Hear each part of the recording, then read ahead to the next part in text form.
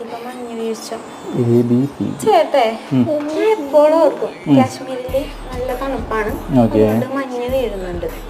നമ്മുടെ ഇവിടെ തണുപ്പൊക്കെ വന്നല്ലേ, പക്ഷെ എന്താണ് മഞ്ഞ് വീഴാത്തത്? നീ ഒരു കാര്യം ചെയ്യ്, അതൊരു ചായയും 2 ഗ്ലാസ് കൊടുത്തിട്ടോ. ഓക്കെ, വേമ്പോ. കുറേ നാളായിട്ടുള്ള സംശയം.